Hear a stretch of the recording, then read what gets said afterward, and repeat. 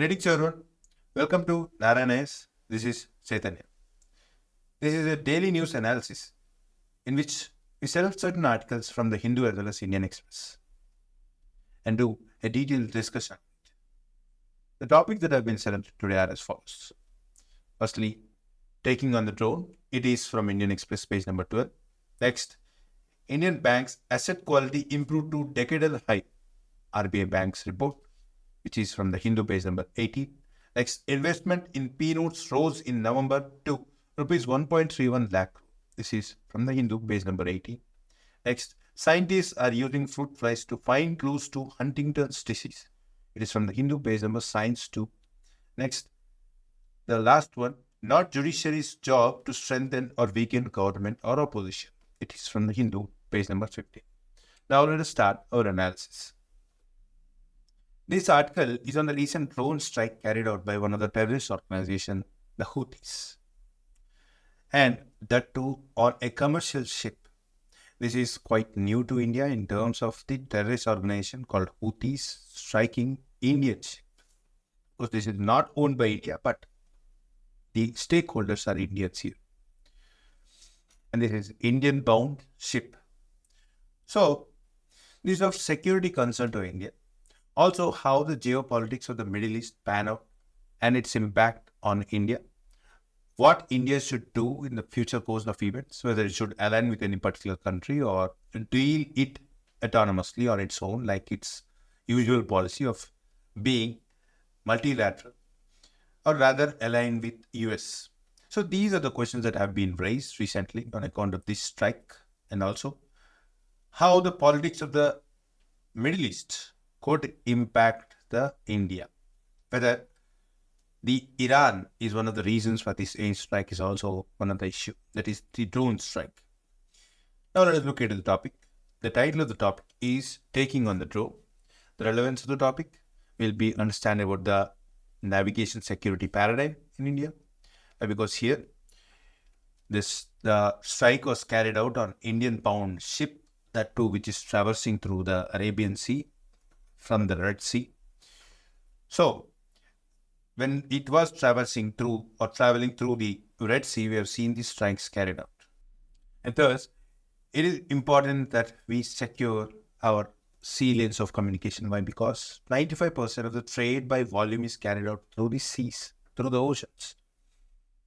And we learn about the geopolitics of Houthis, Operation Prosperity Guardian, which has been initiated by the United States and combined maritime forces under the US, which wants to see that the area is secure. Not nothing but these sea lanes of communications are secure. The syllabus will be able to learn about GS Paper 2, important international agencies, GS Paper 3, role of external non-state actors for India's internal security. So you could relate all these topics to the present topic. We have previous year questions. What are the maritime security challenges in India? As this could be quoted as an example as a value addition. At the same time, what course should India follow? The context. The Liberia flagged chemical tanker, which is named MV Chem Pluto, which has a crew of 20 Indians, was recently struck by Houthis. And this was actually traveling to Bangalore from Saudi Arabia. In response to it, India has dispatched its Indian Coast Guard vessel and an Indian warship. Because securing it is important. At the same time, the disaster that occurred on account of the blasts due to the drone strike carried out by the Houthis. Then, what we could also see is the United States has announced Operation Prosperity Guardian. Why all these are important, especially, is because of the recent Israel and Palestine war that we are witnessing is waged. Near the countries are divided. Most of the countries are Arabic and thus they support Palestine in the region. At the same time, even the Houthis are sympathetic to the cause of Palestinians. Thus, these Houthis, the terrorist organizations, are actually supporting Palestine's cause and thus are targeting the vessels which are bound to Israel or which are traveling from Israel. At the same time, what we are witnessing as a trend is they are also targeting other vessels which doesn't have any connect with the Israel. why this is important is it is a Shia Islamist political and military organization. And the other thing is that it has a connect with Iran. India maintains quite a close relationship even with Iran. As you know, Middle East has three important axes in terms of power. The big powers in the Middle East, Iran, we have Israel and Saudi. These are the important players in the Middle East politics. India maintains close relations with all the three. And balancing act is one of the important ways through which India is able to see that its interests are pursued in spite of the differences among these three powers. There is no close coordination among these three powers, yet India is able to pursue. And given this particular Houthi terrorist organization, which has close links with Iran, Iran actually is sympathetic as well as a supporter of this Houthi terrorist organization. Whether Iran has sanctioned this attack or not is one particular issue that is being raised. Of course, many argue that it might not have the backing of Iran, or maybe it might be accidental, etc., etc. But despite all the possibilities, it is a worry to India's security establishment. Next, these incidents are not new. We have seen attacks by the Houthis recently, coming from November 19th, December 3rd, again December 3rd, 23rd. It not only is striking Israeli linked ships, but also other ships. What this shows is that there is a desperation among the militants because they are not able to control the conflict that is raging in the Palestine, where Israel is attacking Palestine. Next, there is an expansion of scope. Why? Because if the Houthis keep on targeting the ships which do not have any link with Israel, then it will definitely impact India. As we already seen, 95% of trade by volume is through sea lanes of communication. If they are not secure, then our exports and imports will take a hit, ultimately impacting the essential supplies of India. So, what are the interests? Personal and collective. Firstly, the maritime sea lanes that we need to secure, and securing the lives of Indians, because if there is any disaster that ultimately impacts the lives of the Indians, and then the safety in the Indian Ocean as a whole, and the capacity. The problem is of the tactics used by this terrorist organization. They use guerrilla warfare tactics, and at the same time, we do not have the technology to counter the drones, that is anti-drone warfare, which requires directed energy weapons, and the existing weapons like jamming, spoofing, etc. are not that effective. So we need to invest more in terms of our security expenses. Heavy security expenses are also an issue. Why? Because we might not be able to afford it in the first place, and ultimately it impacts our exchequer in terms of spending money for securities. There comes the complexity involved. Why? Because of the Middle Eastern politics, as we've already seen, we have Israel, Iran, and Saudi playing against each other. There is lack of coordination. At the same time, India wants to maintain the peaceful and strong relations with all the three. So balancing act is difficult, and especially given the Houthis link to Iran, that too is an issue for us. Next, the choice. So what are the choices?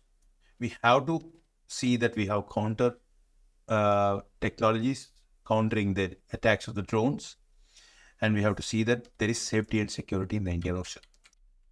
Next is Operation Prosperity Guardian. It is a US-led initiative. So, and India, if it joins this particular coalition, it will have the cooperation from different countries and thus increase its security-related measures.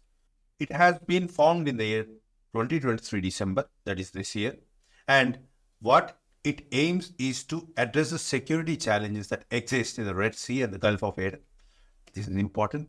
Why? Because it is through this channel we will be able to import oil, especially given the Middle East being the exporter of oil. We need security in these regions. Next, what is India's dilemma? We cannot directly engage with Houthis. It is a terrorist organization. Add to it, if we enter into conflict with Houthis, it might impact the security of other vessels of interest for India's. And thus, we are in a dilemma. We are in a fix what to do.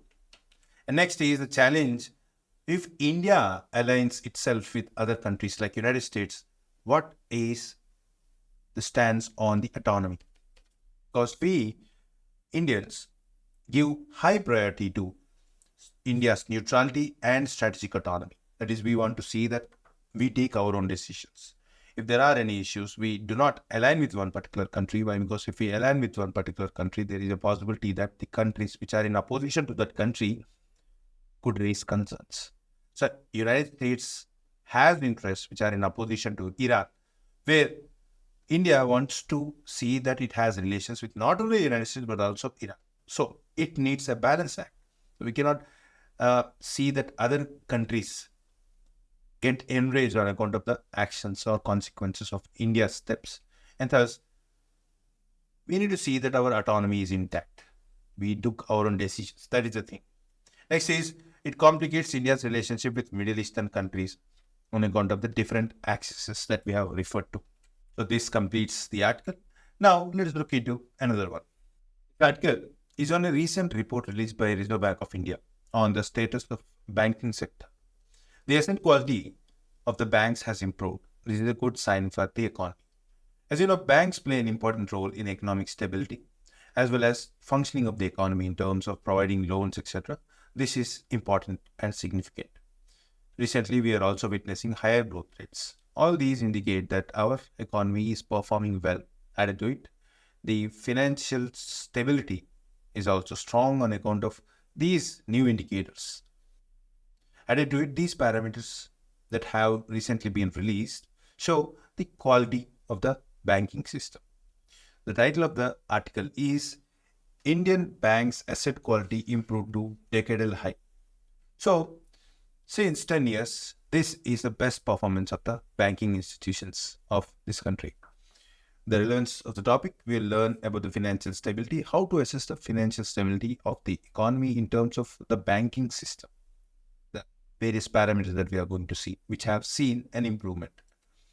The syllabus point of view, resource mobilization, why? Because banks play an important role not only for the government but also the private sector, because private sector wants loans and banks extend these loans. We have previous year questions modeled on the banking system.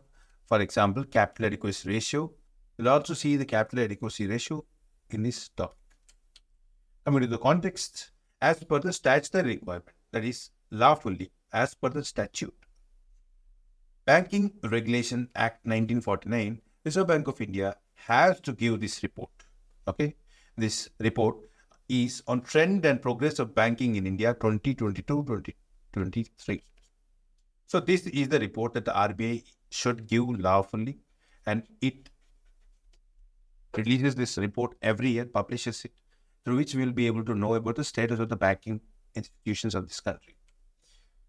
The concepts are, firstly, we will be learning of the financial institutions. There are two major financial institutions which comprise of the financial institutions of this country. One is banking and the other is non-banking financial company.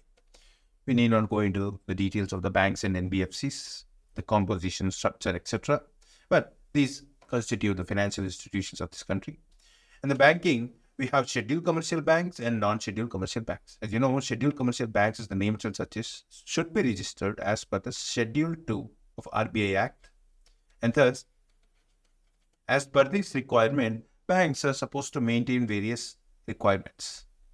The requirements like statutory liquidity ratio, cash reserve ratio, etc.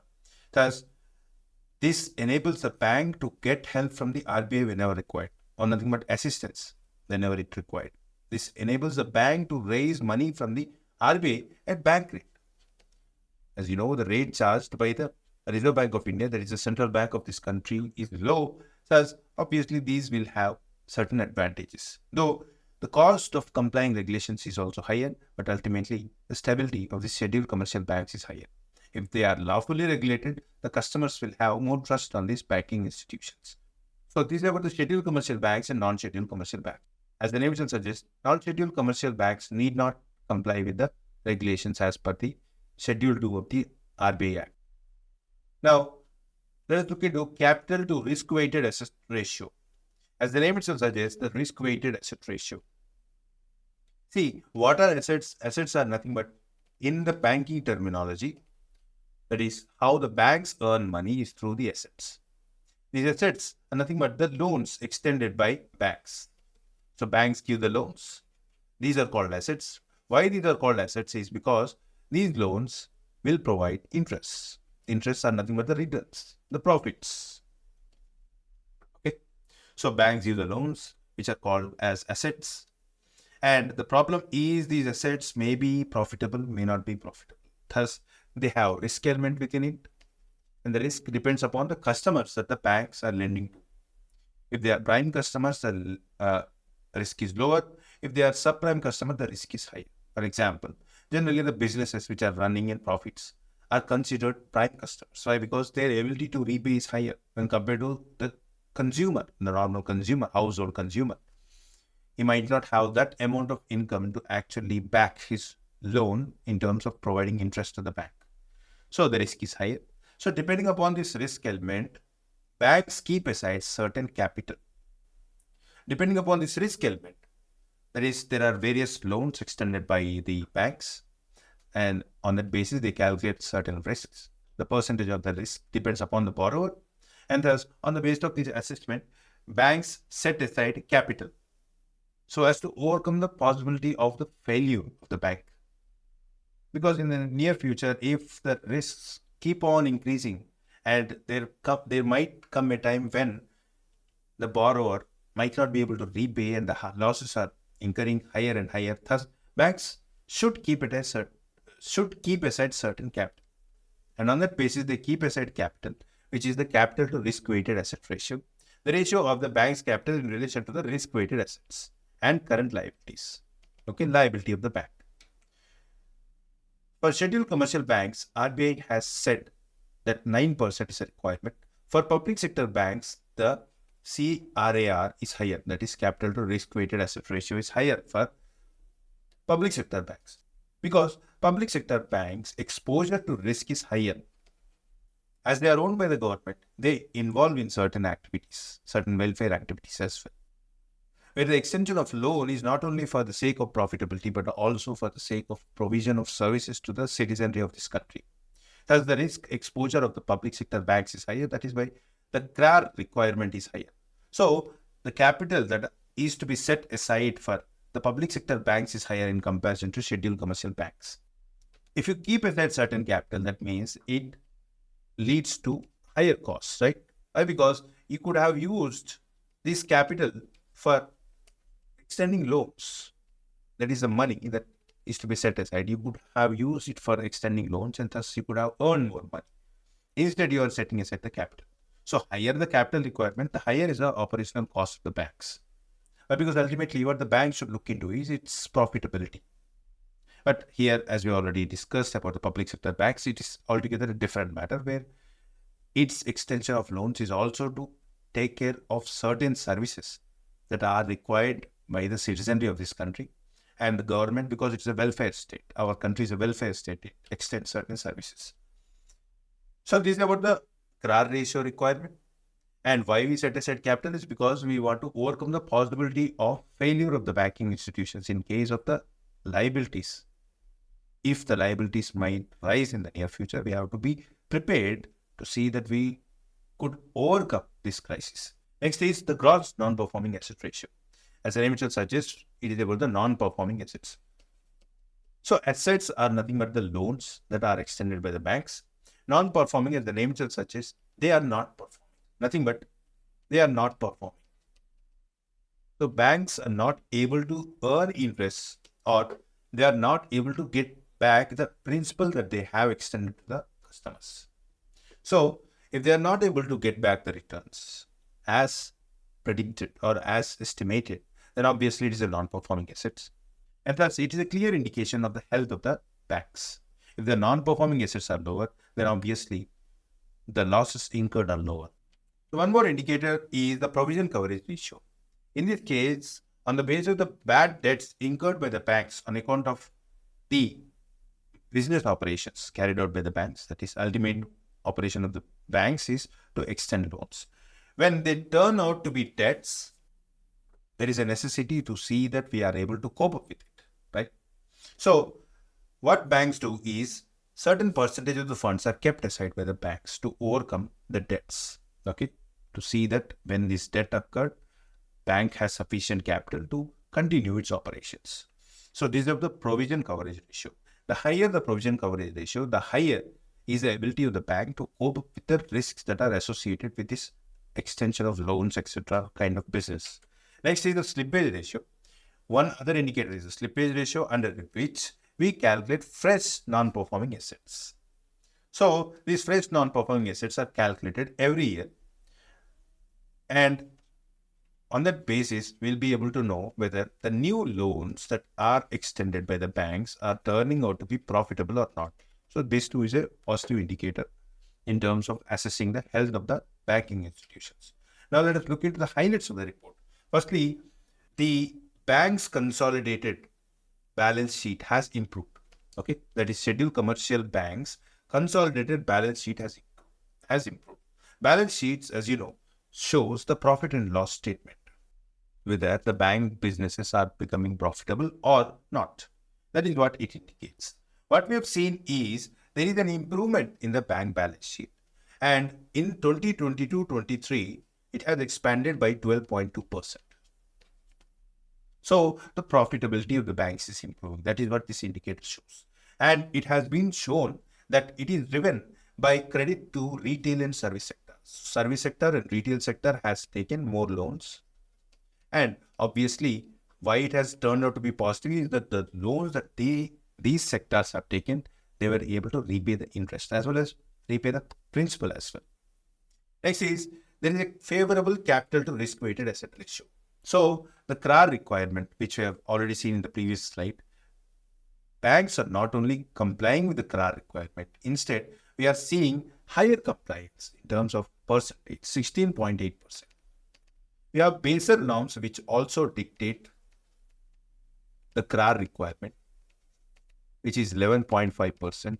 Instead, what we are seeing in our country is the scheduled commercial banks have 16.8% capital to risk weighted asset ratio. So this is a healthy indicator. This shows that our banks are ready to face financial stress in the near future if one might arise actually. The next is the gross non-performing asset ratio is at 3.2%. This is low. It was in 2014 we have seen the gross non-performing asset ratio to be 13%. From 13% to 3.2% improvement is a marvelous achievement. So this shows continuation in the improvement of the asset quality. That is, the loans that are extended by the banks are becoming profitable, and that too a due diligence is being done. There is prudence in terms of extension of loans. Thus, all these indicate that the banks are functioning in a financially healthy manner in our country.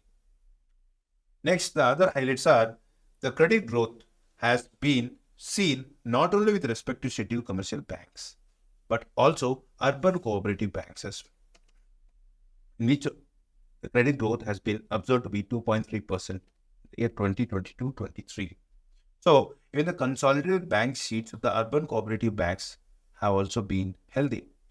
Next, we have double-digit credit growth with respect to the non-banking financial companies. And these have seen consolidated balance sheet improvement by 14.8% in 2022-23. So this is an indication that the financial institutions are functioning in a healthy manner. Not only the commercial banks, but also the urban cooperative banks and non-banking financial companies are operating at a positive level. Next, the CRAR is higher than regulatory requirement, as we've already seen.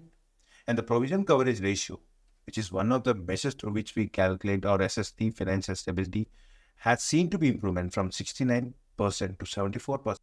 Then the slippage ratio has also improved because it has reduced from 2.7 to 1.8. As we've already seen, slippage ratio gives us the new non-performing assets. So this is a sign of a healthy financial sector operating in our country. So what are the measures that the RBI is taking, at the same time the government is taking, has a positive impact on our banking sector. And these indicators are nothing but a sign of the things to come. Now, let us look into another article. The article is on P notes, that is the participatory notes. What we have seen in recent months is the rise in investment in the participatory notes. The title of the topic is Investments in P notes rise in November to 1.31 lakh crore rupees. The relevance of the topic will be learning about the P notes and foreign institutional investment. Syllabus, economic and social development. We have previous year questions with respect to P notes. Which of the following is issued by registered foreign portfolio investors? Now let us look into the context. The context is rise in foreign institutional investment through the instrument of P notes, that is participatory notes. This shows the robustness in domestic market performance, that is our domestic market is performing well, that attracted foreign investments, leading to the rise in issuance of the P notes and buying of the P notes by the foreign investors. Now what are P notes? P notes are the financial instruments. The financial instruments to invest in India's stock market. It will give us access to India's financial market. So, I will again and again stress it to be offshore investors. That is, it is not the Indians who invest in it. That is, it is not the Indians who invest in it. It is the offshore investors, that is, the abroad regions. It is from United States or UK, etc. Only they could invest in the P notes. And they could invest directly as well. You could ask, why are they using P notes? Instead, they could directly invest in stock market that require regulatory clearances, etc. Thus, instead of registering themselves with India's SEBI, that is Security Exchange Board of India, which regulates, they will use the P notes, which they could buy from any firms. And these firms are nothing but the investment firms. And these get registered with SEBI. And these firms issue P notes.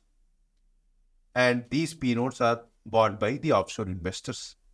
And thus, firms act as an intermediary, facilitating the investment options provided to the individuals who want to invest in India, not directly, but through the routes of these investment firms. These were introduced in India by SEBI in the year 2000, and these are nothing but the offshore derivative instruments. Derivative is nothing but the value of the derivative is derived from the underlying stock. Stocks are nothing but the shares. Shares issued by Indian companies. Now, how does it work? Either the broker or foreign institutional investors.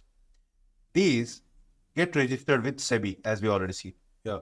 Use the term investment firms. So these get registered with SEBI, these get registered with the SEBI, and these issue the P notes. And the foreign investors buy them from these registered brokers or the foreign institutional investors, that is FII. Now, what are the advantages? The advantages are we need not comply with the cumbersome regulatory processes that are required. For example, the brokers or the foreign institutional investors go through the regulations and comply with them. That is a cumbersome process in terms of paperwork, in terms of having administrative machinery, like for example, advocates or advocates or employees, etc. And thus, instead of going through all that cost, they use this instrument to invest in Indian market. At the same time, it will save time, money, because all the efforts are taken by these firms. And then it is a quick money in Indian capital. That is, the investments through this route is quite fast. We'll get, because directly buying the stock from Indian market rather than committing for long-term options. Like for example, foreign direct investments is generally long-term. It takes time because they commit huge amounts of money. Whereas in this case, it's quick and the investments are not that high in terms of foreign direct investments.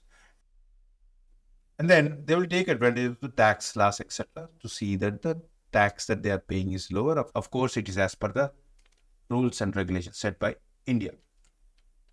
Why it is important? Because it will provide us foreign investment and it enables growth of economy, industry, and capital markets. Because investment in shares obviously enables the Indian companies to use this money and see that it could expand its production capabilities or expand its business operations, etc. And it will also enhance the value of capital market of India. But there are certain issues. The issues are enormity. Why? Because here we couldn't exactly trace the whereabouts of the investor. Why? Because he is using the firms as an intermediary to buy the stocks of India. We couldn't exactly trace the individual. But there is a KYC requirement that gives the possibility to see that the buying is done by the individuals who could be traced. That too has an issue. Why? Because we couldn't exactly verify for every individual cases. And because of this anonymity, what is the issue is we do not know the exact original owner. Many times what we find is the investor is investing on behalf of someone else, or the investor could be Indian as well, disguising himself to be a foreigner. Actually, the Indians, in the sense the residents, are not allowed to invest through these options. Of course, Indians could use the similar derivative instruments and invest in other countries.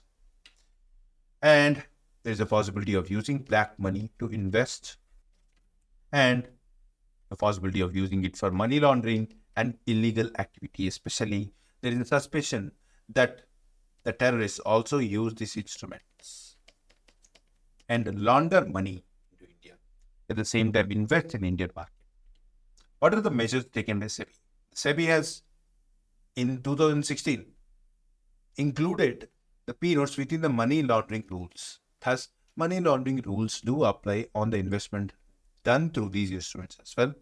Then, there is a rule with respect to transferability of P-notes between two overseas investors. Why? Because what we have seen earlier, that one might invest on behalf of others, and thus we couldn't trace the end user or the investor. In 2017, SEBI has banned foreign institutional investors from issuing P-notes for investments in equity derivatives. This is one such improvement. At the same time, we have banned non-resident Indians and residents, as we have already seen. This completes the article. Now, let us look into the questions.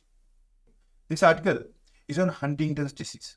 Scientists have recently undertaken a study on fruit flies to understand the mechanism of Huntington's disease, how this Huntington disease unravels, and is there any way to see that we could curb or we could reduce the impacts of the disease on the human body.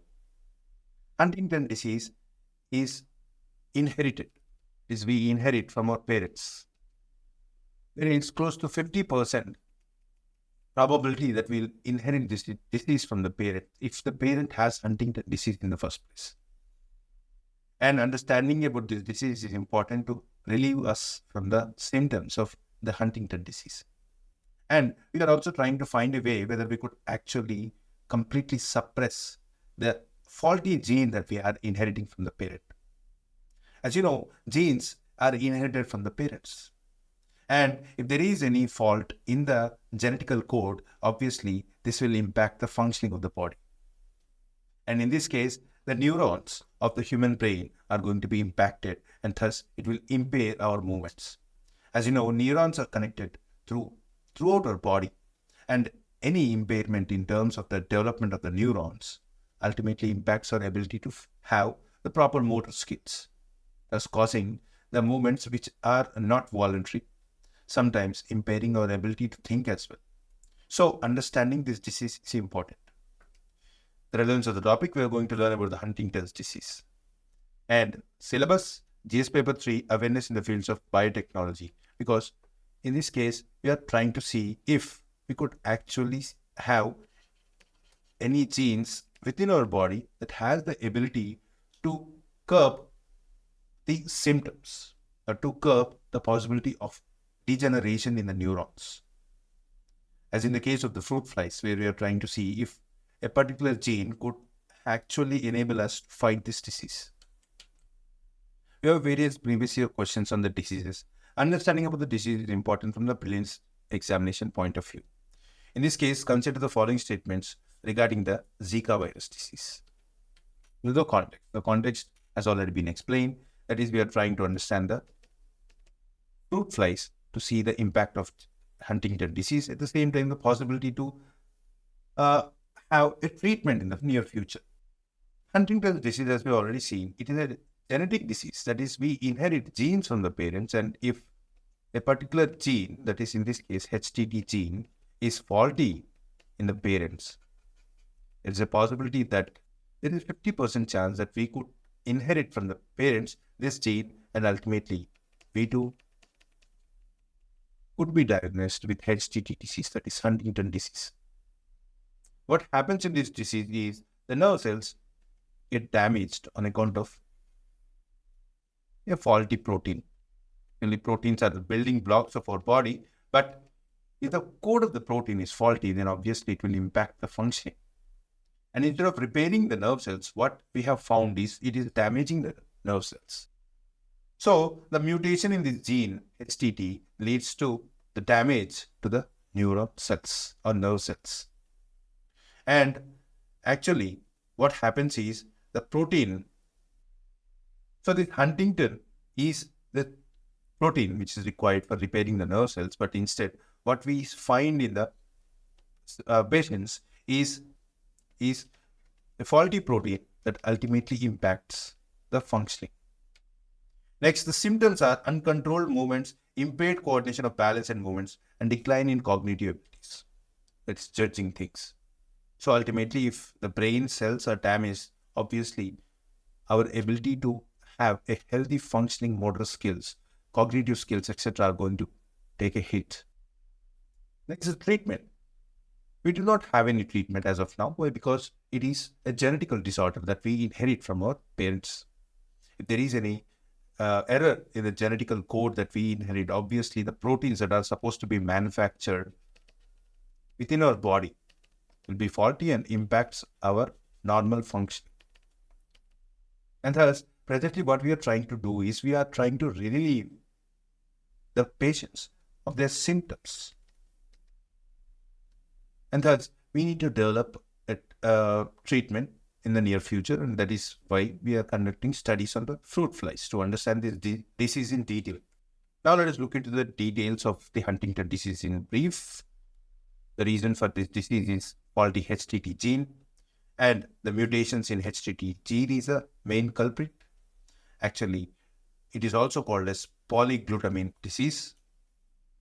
Why? Because what we find in the Huntington disease patients is the glutamine, which is to the max 36 in terms of number of glutamies repeating in that particular protein, which we call it as polyglutamine chain. And if it is greater than 36 on account of the mutation, we see symptoms of HTT disease, Huntington disease. Thus, this abnormal protein, which has polyglutamine chain, which is greater than 36, that ultimately leads to degeneration. And thus, this polyglutamine chain's presence in the particular protein is the reason for this disease. And thus, it disrupts the normal functioning, and ultimately the patient will die. The symptoms normally appear after the age of 30, but there are cases where the symptoms could appear even before 30 years of age. That ultimately depends upon the chains. That is, if the chain is greater than 36, and if the chain goes higher in terms of number, that is, say 50, 60, 70, etc., the possibility of the appearance of the symptoms at the younger age is higher, and the death is also sooner. The maximum years that the patients could live is 20 years. This is about the Huntington disease. Now let us look into another article. This article is on the role of judiciary and how it should be able to see that adjudication of disputes in the country could be done in a reformed manner. Nothing but giving out various reforms for which actually we could see that the judiciary could function effectively and efficiently. The title of the topic is Not Judiciary's Job to Strengthen or Weaken Government or Opposition. The relevance of the topic, we will be learning about Indian judiciary, constitutional scheme on role of judiciary, NJAC and independence of the judiciary, checks and balance, regional benches of the Supreme Court. So different ideas will be brought out to actually understand how to improve the functioning of the judiciary. Syllabus, GS Paper 2, Separation of Powers, and Structure, Organization, and Functioning of Judiciary. We have various previous year questions that have been asked on judiciary. For example, critically examine Supreme Court judgment on National Judicial Appointment Commission Act 2014. Similarly, second question, which was asked in the year 2019, do you think that Constitution of India does not accept the principle of strict separation of powers? So you'll get some idea how to tackle these questions by reading this article. I'll read all the context again. The context is the recent interview that was conducted with Justice Sanjay Kishan Kaur, in which he has given in detail on the way through which reformation of judiciary could be carried out or how it should be carried out, etc. Now, regarding judicial independence and impartiality. There is a need for judiciary to maintain independence and impartiality, obviously, because without it, you cannot expect the adjudication to happen justly. Nothing but justice delivery. Justice delivery cannot be possible without being objective, without being neutral. You're actually understanding the pros and cons of any particular issue without bias. The Constitution has clearly given independence to judiciary. The Constitution provisions not only empower judiciary, but it has been given the role to uphold the constitutional principles. If central government or state governments goes against these principles, then judiciary has the power to step in on its own or through the petition initiated by any individual of this country and see that that particular violation of the principles of the Constitution could be ruled out by the judiciary. So we have Kesavanandana Bharati case judgment, in which the basic structure has been clearly explained. Though it might not be in detail, but it shows that certain principles are important and those are to be protected. And judiciary could step in to see that those principles are protected in the first place. For example, secularism. So what constitutes basic structure is not clear at the moment, but it shows the possible intervention of the Supreme Court or judiciary, it might be High Court, to see that principles enshrined in the Constitution are protected. The role in political space. It is argued that whenever there is strong government, there is opposition from the strong government with regards to the role of the judiciary. Many times the judicial role involves negation of the decision taken by the executive. For example, National Judicial Appointment Commission Act, which was passed by this government through the route of the parliamentary approval, but it was opposed by the judiciary that it is against the principles of judicial independence.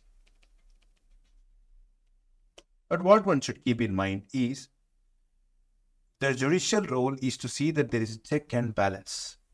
Even though we might have strong government, but the role of the judiciary is paramount and it is supreme in terms of deciding on the matters of constitutional importance. Added to it, the case prioritization and listing issue. There is an issue here. Why? Because ultimately it rests with the Chief Justice of India. So Chief Justice of India is the one who is in charge of seeing that the case listing happens in a particular way. Ultimately, it is a prerogative or privilege of the Chief Justice of India to decide the listing. For example, when should the particular case hearing is to be conducted? It is ultimately decided by the Chief Justice of India. The problem is too much power has been vested in the hands of Chief Justice of India. He is the master of roster. Too much power has been vested. There is a possibility of not following a just procedure. There is a possibility of the subjectivity element involved here. If it would have been impartial, then the listing of the cases should be such that all the cases should be prioritized, or certain important cases that are of national importance are given more priority. That is rational. Anyone through the use of logic would say that the important cases should be heard first. But many times what we are seeing is the most important cases are given least priority. And who is the one who is deciding the priority in terms of listing the cases? It is the Chief Justice of India. Thus, it clearly shows that just procedure is not being followed. There is a requirement for due process. Then only we could expect the trust on the Supreme Court or the judiciary. then only we could expect that the justice is delivered as per the expected lines, as per the expected standards of the parties. It might be victims, it might be the ones who initiated the petition, etc., etc. For example, the demonetization, etc., took a long period of time. And also the abrogation of Article 370. These are of national importance, yet we have seen the proceedings and undertaken by the Supreme Court at the latter date rather than when there is an urgency. Next, we have an issue with the NJAC, National Judicial Appointment Committee. We have already seen that the collegium system is weak in terms of gaining confidence or trust from the executive, legislature, as well as the citizenry of this country. There is a need for reforming or the ways through which we could actually appoint the judges. But Supreme Court has struck down NJAC, as we have already seen, and it continued the collegium system. What we require is to improve the dialogue process between judiciary and the government so that the appointment of the judges happens quickly, swiftly, and that too effectively. We are now seeing that there is a logjam in terms of appointing the judges on account of the opposition from the government.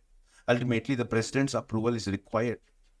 Though it is in paper, we are seeing again and again president not giving approval to all the candidates put forward by the collegium. Thus, there is a logjam. Both executive and judiciary are at loggerheads. One of the reasons is lack of proper dialogue between the judiciary and the government. There is a need to evoke trust. Or we have to reform the appointment of the judges. It is high time that we reform the appointment of the judges because of the deficiency of the existing system. Like there is a pendency and overwork. With over 80,000 pending cases, what we require is the establishment of regional benches or final court of appeal. It is appellate courts in different regions. Okay? So that the appeals to the judgments given by the High Court could be carried out effectively. Why? Because we cannot expect every individual to travel until Delhi to get the justice. The distance is one of the criteria that is a disincentive to access judiciary. We need to see that the justice is delivered not only swiftly, but also equitably. As we need regional benches or the final appellate courts in different corners. There is some reluctance in the Supreme Court on account of the possibility that the court might lose its unitary character. At the moment, we have only one Supreme Court, but the Constitution has given a leeway for establishing regional benches. We need to do certain changes to the provisions of the Constitution, but Supreme Court is not forthcoming on account of the possibility of losing a unitary character. If there are 4 benches, there is a possibility of lack of coordination. There is a possibility of independent principles being followed by different regions, regional benches. We cannot expect all to function as one organization. Why? Because of the distance. Why? Because of the possibility of the different working cultures, etc. So that is one of the reasons why Supreme Court is not forthcoming in terms of the regional benches idea. Now let us look into regional benches. With the approval of the President, Chief Justice of India could see that the Supreme Court is not only in Delhi, but also in other places. So we have clearly the provisions in the Constitution which support the idea of regional benches. The 18th Law Commission in its 229th report has also said to establish constitutional bench in Delhi, whereas the 4 secession courts or benches in different regions of the country. Thus, what will they look into is the access to judiciary. But one of the argument is, with the advent of the virtual court system, distance is not a criteria now to access judiciary or justice. Coming to the first question, consider the following statements. The decrease in capital to risk-weighted asset ratio indicate the improvement in quality of assets of banks. This is false. Why? Because the higher the capital that you set aside, the higher is the stability of the bank or the health of the bank. The Basel norms have suggested the capital to risk-weighted asset ratio to be of 12%. This is false. Now, which of the statement given above is or are correct? Neither one, not two. So the answer is D. Next question. Consider the following statements regarding Huntington's disease. First, it is an infectious genetic disorder that primarily affects the respiratory system. This is false. Firstly, it is a genetic disorder. That is good, but it is affecting the nervous system. So this is false. Next, the disease is caused by mutation in the HTT gene, leading to the production of abnormal Huntington proteins. This is true. Next, current treatment for Huntington's disease aim to cure the underlying genetic mutation. This is false because we do not have the ability to cure the genetic mutation as of now. We are just trying to relieve the symptoms. The cure is yet to be discovered. How many of the statements given above are correct? The answer is 1. Next, consider the following statements about the combined maritime forces. We have seen this article with regards to the drone strike. It is a multinational naval partnership to promote security, stability, and prosperity in the international waters. This is true. It includes participation from over 30 nations and operates primarily in the Indo-Pacific region. This is false. One of the primary objectives of the CMF is to counter piracy. This is true. So, which of the statements given above are correct? The answer is C, 1 and 3 only. Next question. Consider the following statements. P-notes are issued by RBI to foreign investors to have access to the Indian financial market. This is false. As we already seen about the P-notes in detail. Curbing participatory notes will help boost the Indian economy. This too is false. Actually, P-notes bring in a lot of foreign money, that is foreign investments into Indian stock market. It could actually impact the production levels, as we already seen in the explanation part. So which of the statement given above is or correct? The answer is D, neither one nor two. Consider the following statements regarding judiciary in India. The constitution mandates that every state should have a high court. This is false, because certain states don't have high court. It is not constitutional mandate, through which you could simply eliminate the first option. The Chief Justice of India takes oath to preserve, protect, and defend the Constitution of India. This is true. No judge of the Supreme Court has been impeached so far. This too is true. So the answer is 2 only, that is B. Now coming to the main question. The overall health and stability of the financial sector is a prerequisite for the overall macroeconomic stability of Indian economy. Discuss. Yes, that is true. Financial sector, as we already seen in the explanation part, that the scheduled commercial banks as well as non-banking financial companies, their strength is important, especially in regards to India, which is capital starved. And our reliance on the stock exchange market is not that high. So these financial institutions' stability is paramount for the resilience of Indian economy. So in the introduction part, write down the concepts through which we could actually assess the financial stability of the financial institutions. We have seen like CRAR, gross non-performing asset ratio, provisional coverage ratio, etc. The slippage ratio. So define these, and at the same time bring out the picture with regards to India. The RBI report has clearly shown an improvement in all these indicators. In the body, write down the improvement in these measures could actually have the ability of improvement in the financial health, bring in scheduled commercial banks and NBFCs, and show how the increase in numbers could actually promote the ways through which we could control the inflation, promote economic growth, etc. And you could also see the recent favorable environment that has led to increase in foreign portfolio investment, P notes. At the same time, we have seen the increasing growth rates. That is the reason why the foreign investment in India is rising. At the same time, the performance of exports. All these are nothing but the indications of the health of the economy. At the same time, in turn contributed by the health in the financial institutions of this country. In the conclusion, write down how the reciprocity in terms of the stability of Indian economy has a connection with the stability of the banking system, that is the financial system. This completes the analysis of today. Please do like, share and subscribe to our channel.